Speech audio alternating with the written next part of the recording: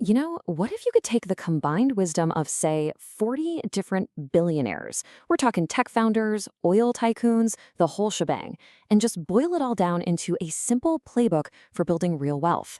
Well, that's exactly what we're going to do today. We are pulling back the curtain on how the super rich actually think and operate, right? Forget all the theories you read in textbooks. Just imagine sitting down with people who have built fortunes with 10 digits and asking them, point blank, how on earth did you do it?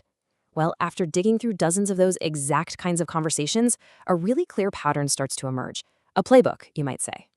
So here's how we're going to break this all down. We're going to start with the psychology, what we're calling the billionaire mindset. Then we'll get into the nuts and bolts with the path to wealth. After that, we'll look at the engine that keeps it all going, smart money moves. And finally, we're going to ask the biggest question of all, what is the wealthy life really like? All right, first up, the foundation. Because here's the thing, before a single dollar is made, it all starts with a very, very specific way of thinking. And this isn't about, just positive affirmations. This is a fundamental psychological framework that really separates the good from the truly great. Okay, and this is where things start to get a little weird, a little counterintuitive. Most of us are absolutely terrified of failure, right? But one billionaire literally said he actively seeks it out. Why? Because facing adversity and failure is what unlocks creativity, it forges your work ethic, and it builds incredible discipline. It's not a setback, it's actually a secret weapon for growth. And that all points to this core trait that just kept coming up again and again, fearlessness. The guy who founded Body Armor and sold it for over $5 billion said the one thing all the billionaires he knows have in common is that they're killers. Now, he doesn't mean literally, of course. He means they have this burning desire to win, to disrupt entire industries, and they work unbelievably hard to make it happen. Another massive mindset shift is really understanding the difference between being rich and being wealthy. They are not the same thing. As one billionaire put it so perfectly, rich is loud, wealth is quiet. Being rich is all about appearances, the flashy cars, the big spending. But real wealth, that's something different. It's quiet. It's about building assets, not buying liabilities. And it's about thinking in decades, not just about your next paycheck. So you've got the mindset dialed in. Now let's move on to part 2, the vehicle.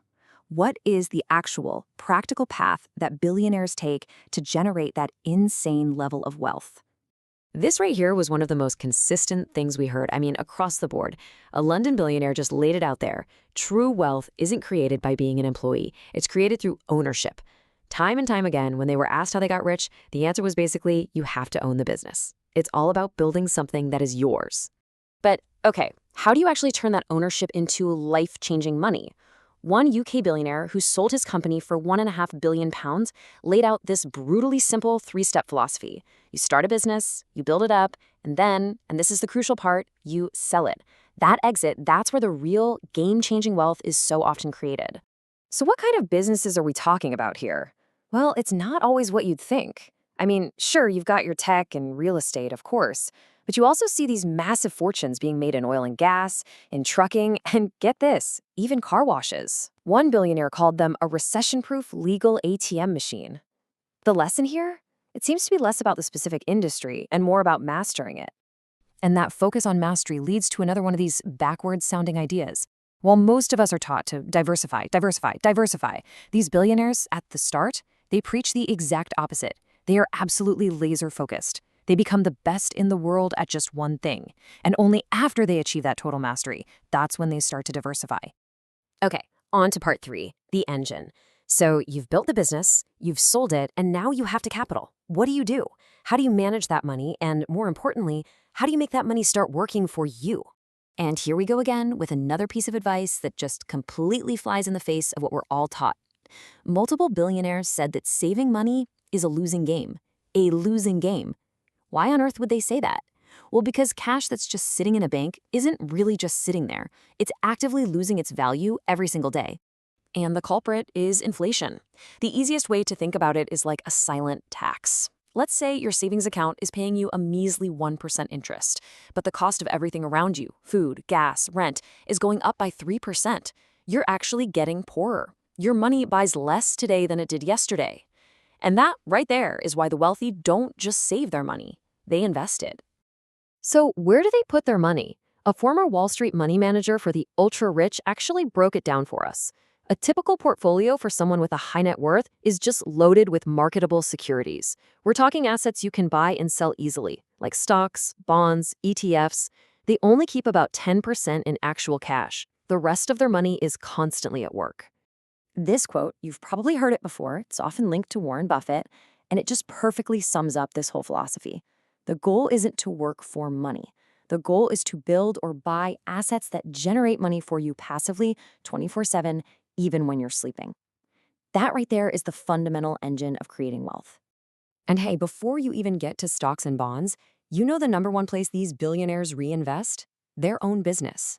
One entrepreneur shared this incredible piece of advice. Stay lean.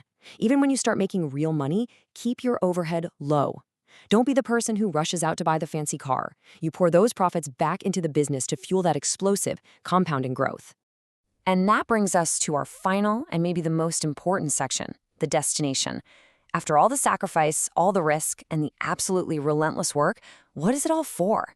What does the wealthy life actually look and feel like in the end? I mean, this is the question that just hangs over everything, isn't it?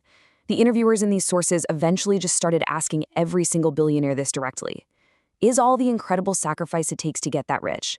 Is it actually worth it? Does all that money really buy happiness? And the answers were, well, they were fascinatingly mixed. The Body Armor founder said flat out, yeah, I'm ecstatic. But then a British telecom billionaire was way more cautious. He admitted he's not a contented person, that he's always looking for the next challenge. So it's pretty clear that the money itself is no guarantee for happiness. So if it isn't just about the money, then what is it? Well, a common thread, especially for the happy billionaires, was this idea: taking care of your people. They talked about sharing the success, making sure their top executives, their assistants, even their warehouse workers became millionaires when the company sold. It seems like true fulfillment came from bringing other people up with them. And this really gets right to the heart of the matter. This quote from an oil and gas entrepreneur just sums it all up perfectly. Wealth is a tool. It's a fantastic, wonderful part of a good life, for sure, but it is not the entire picture. It has to be balanced with things that are, you could argue, way more important, like your family, your health, and your relationships. So there you have it, the mindset, the vehicle, and the engine, all from the Billionaire's Playbook. This is basically the map for how you can acquire wealth. But it leaves you with the biggest, most important question of all. What's your destination? What are you going to do with it?